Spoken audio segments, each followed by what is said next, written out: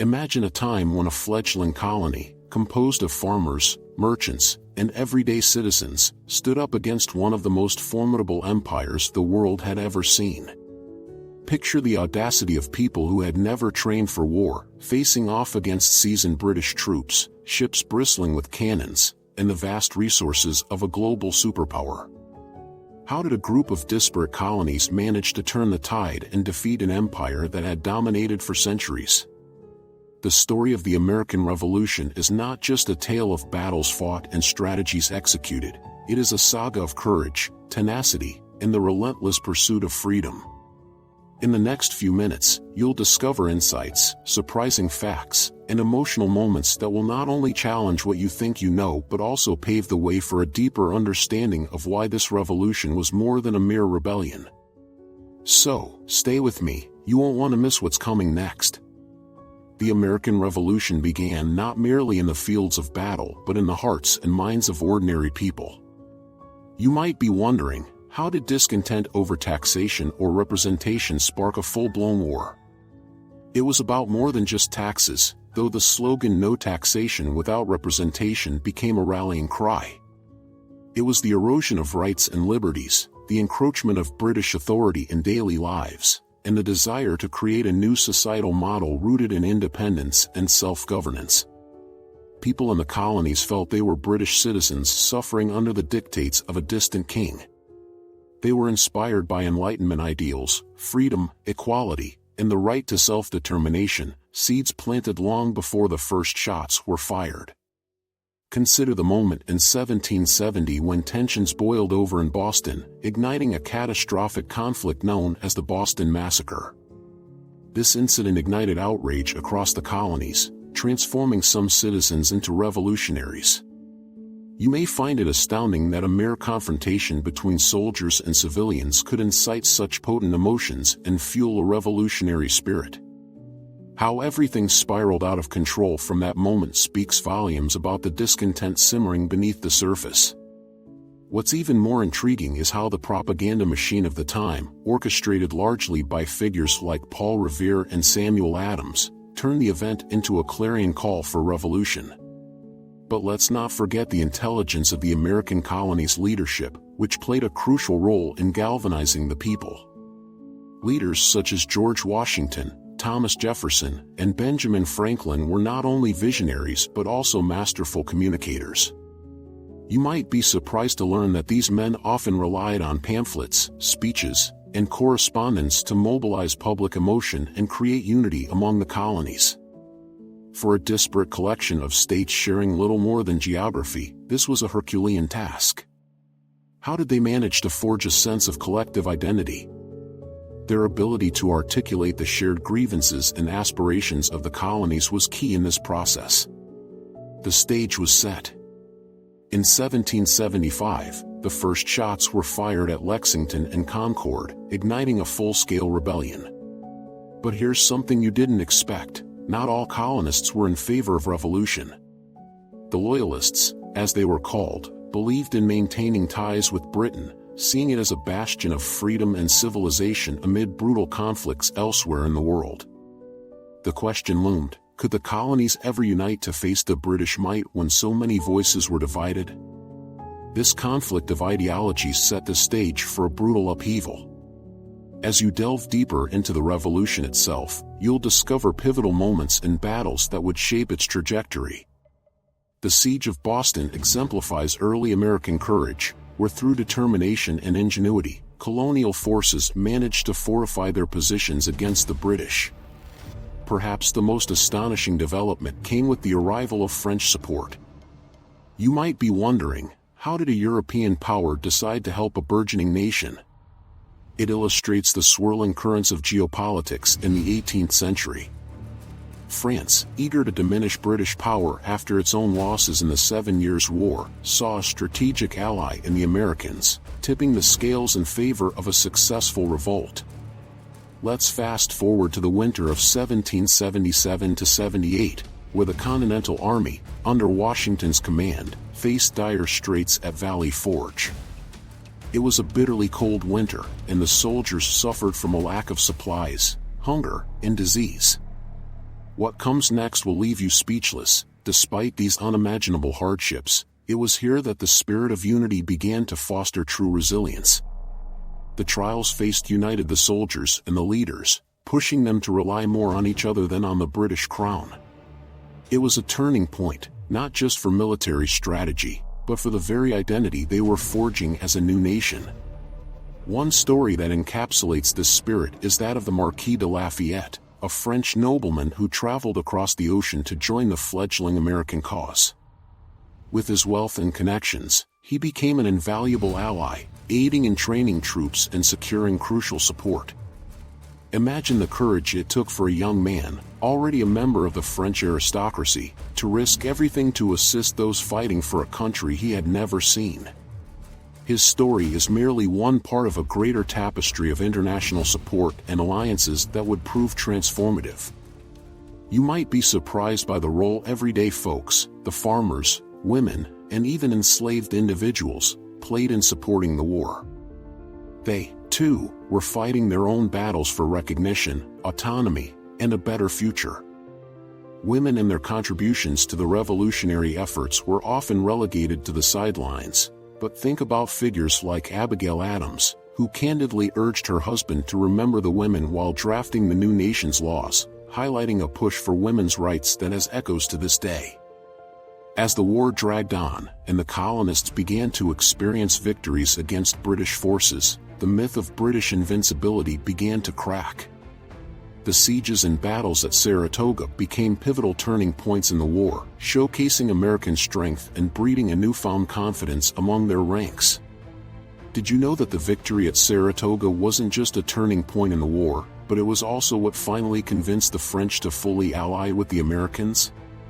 America's fight became not just a struggle for independence but a global contest against British dominance.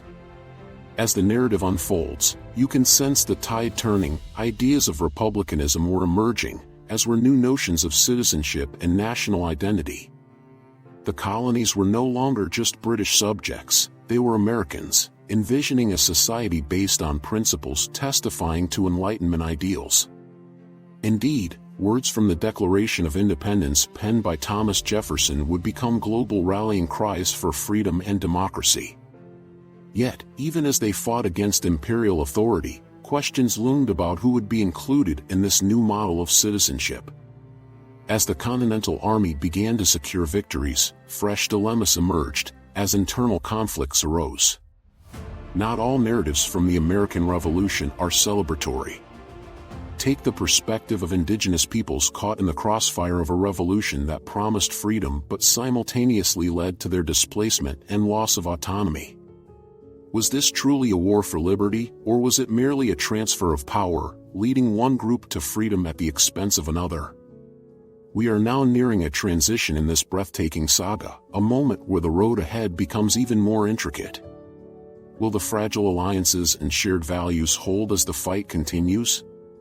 Just as the flames of hope flickered, would they sustain the energy required to step onto the world stage fully? The answer lies in the narrative's climax, the eventual, hard-fought victory at Yorktown, where Britain's Lord Cornwallis found himself caught between French naval power and American ground troops. The British were battered and beleaguered, their resolve crumbling. You might think that this victory would mark a decisive end, but herein lies a twist more profound than mere military conquest. The conclusion of the American Revolution in 1783 brought forth a new set of challenges and questions. As the last remnants of British power dissipated, the newly independent country faced the monumental task of forging a national identity amid internal divisions, fragile loyalties, and the need for a governing structure. Just what did independence mean for the citizens of this new nation? How would they navigate their differences to construct a harmonious democracy? But that's a story for another time, one teeming with complexity and nuance. As we conclude this first half of our journey through the American Revolution, continue to ponder the lessons it teaches us about resilience, unity, and self-determination. The defeat of an empire by a handful of colonies tells us that extraordinary things can emerge from the most unlikely sources. So join me in the second part of this exploration, where we will unravel the intricacies of post-war American society, the challenges of nation-building, and the revolutionary ideals that shape the legacy we live with today. The journey doesn't end here, it's just beginning. As we continue our exploration into the aftermath of the American Revolution, the weight of independence was both a boon and a burden. The new nation, reeling from the euphoria of victory, was faced with the daunting task of defining itself within a rapidly shifting political landscape. What remained was a delicate balance of hopes and dreams against the stark realities of governance. One of the first and most significant challenges arose from the very fabric of society. The American Revolution had given rise to the idea of liberty and equality, yet many of these principles remained contested. Who, precisely, was entitled to this liberty? As the nation sought to define citizenship, a disturbing gap emerged. The stark reality was that not all individuals shared in the promises of freedom. Women, indigenous peoples, and enslaved individuals found themselves on the margins of this revolution. Who would claim the mantle of true citizenship in the fledgling republic? Consider the rhetoric surrounding the equality espoused during the revolutionary fervor. Enlightenment thinkers, such as John Locke and Rousseau, championed the rights of man and the concept of the social contract. Yet, how did these ideals reconcile with the fact that enslaved individuals, who had fought alongside their white counterparts, were not considered part of this new American citizenry? The contradiction was stark. While some states moved toward gradual emancipation, others codified slavery into law, illustrating how deeply entrenched these societal norms were. You may find it sobering that the cries for liberty would simultaneously become shackles for many. In this context, a critical document emerged, the Articles of Confederation. While it aimed to provide a framework for governance, its inadequacies would soon become apparent. The Articles bestowed power onto the states, leading to a weak central government unable to address pressing economic and social issues. This decentralization hindered the country's ability to raise revenue, regulate commerce, and address internal unrest. An event that highlights this turmoil is Shays' Rebellion, a violent uprising of disgruntled farmers in 1786, showcasing the dissatisfaction with the inadequacies of the Confederation government. Many began to question, how could a nation uphold the principles of democracy if it failed to manage itself properly? As discontent simmered, the call for a stronger federal government grew. This culminated in the Constitutional Convention of 1787, where delegates from the states gathered in Philadelphia to draft a new governing document. Here, the debates were fierce and illuminating. How could they redefine power in a manner that ensured liberty while curbing tyranny? The balance between state and federal authority became a central theme, birthing the framework we recognize in the U.S. Constitution. Perhaps the most remarkable aspect of the Constitution is its ability to adapt and evolve. The framers understood that a rigid structure would quickly become obsolete. This foresight is embodied in the provision for amendments, capturing the essence of a living document. But this very concept sparked fierce debates between the Federalists, who championed a stronger central government, and the Anti-Federalists, who feared the erosion of individual liberties. You might be surprised to learn that the promise of a Bill of Rights became an essential compromise that swayed many to support ratification. The first 10 amendments would emerge in 1791, safeguarding fundamental freedoms while echoing the revolutionary cries for rights and protections. And there, within the formation of a new government, arose the question, what does it mean to be American? This burgeoning national identity faced numerous challenges as it was shaped by competing interests and ideologies. The notion of republicanism spread like wildfire, inspiring discussions about informed citizenry, civic responsibility, and participatory governance. Yet, the ideal of a republic was about more than just representation. It was also about moral character and virtue, as emphasized by thinkers like Benjamin Rush. Not just anyone could partake in the governance, citizens needed to be informed and engaged. This notion opened up a new debate that would reverberate through the ages. How do we ensure a government truly represents the will of the people? Fast forward to the late 18th century, and we witnessed the emergence and consolidation of political parties, starting with the Federalists and the Democratic Republicans. These factions were instrumental in shaping government policies, illustrating that political contention was an intrinsic part of the fledgling republic. The growing divide over issues like the national bank and foreign policy would reveal an enthusiastic yet fragmented electorate. Do you sense the irony? The very principles of liberty and equality that galvanized the revolution now inspired factions with starkly different visions of America's future. The presidency of George Washington, famed as the leader who ultimately surrendered power, was a testament to the principle of republic and civic duty.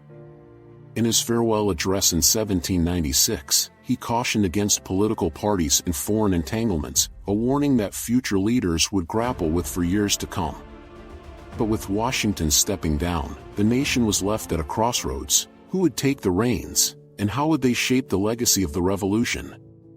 John Adams, Washington's chosen successor, faced a nation rife with factions and trepidation. Each leadership transition further emphasized the need for stability within a government that was still trying to define itself. It's compelling to recognize that while the revolution merely shifted power from the British to the Americans, ensuring that this power did not corrupt absolutely posed a quintessential challenge. As America entered the early 19th century, issues of expansion and inclusion pushed the boundaries of its identity. The Louisiana Purchase in 1803 doubled the nation's size overnight, yet it raised questions about which populations could claim their share of this new land. The doctrine of manifest destiny began to fester, suggesting that expansion was both a right and a necessity, but at what cost? Indigenous peoples found themselves displaced and disenfranchised, their rights wholly disregarded as settlers pushed westward. The quest for identity transformed itself again. Who truly belonged within this broader tapestry of America, and what sacrifices were deemed necessary for the dream of expansionism? As the discussions around identity continued, they intersected with questions regarding the institution of slavery. The American Revolution had laid the groundwork for freedom, but deep-seated racial inequalities were woven into the very fabric of society. We must not overlook how enslaved individuals and free black people sought agency even within oppressive systems. The abolitionist movement began to gain traction as voices like Frederick Douglass and Harriet Tubman emerged, reminding society that liberty was indeed a fight that was ongoing. These complexities would eventually lead to the Civil War, a conflict that would signal the ultimate test of America's revolutionary principles. You might find it shocking that the nation born from the quest for liberty would find itself deeply divided over the basic human rights that so many had fought for a century earlier. The ideals of equality, once enshrined for white citizens, were now called into question, forcing America to confront its own hypocrisy. Would it prove to be the land of the free for all, or would it ultimately shackle a significant portion of its population, sowing discord from within? As we conclude this narrative about the evolution of the ideals birthed during the American Revolution, the layers of complexity that arise remind us of the continued journey toward truly realizing its principles. The story of America isn't just one of triumph but a complex interplay of dreams and dilemmas. It's a saga continuously being written, reflecting struggles for justice and equality, resonating with echoes of the past. Imagining the characters, events, and emotions that shape this journey provides context for understanding contemporary issues through their lens. Today, as we confront our current social, political, and economic divides, we draw upon the fractured yet hopeful legacy of our founding. The ideals for which countless individuals sacrificed remain as relevant as ever. In closing, let us carry forward the spirit of inquiry that the revolution ignited, to continuously seek what it means to be free, to be equal, and to be American. A quest that began over 2 centuries ago still animates our discussions today. The revolution was never merely about independence, it was about the ongoing struggle to define who we are and how we might collectively shape a future rooted in the very principles of freedom and justice that inspired those early revolutionaries. The echoes of the past still guide us, as we navigate the complexities of a nation in pursuit of a more perfect union. The story of the American Revolution is not finished yet. It remains a living legacy that demands our attention, our reflection, and our action.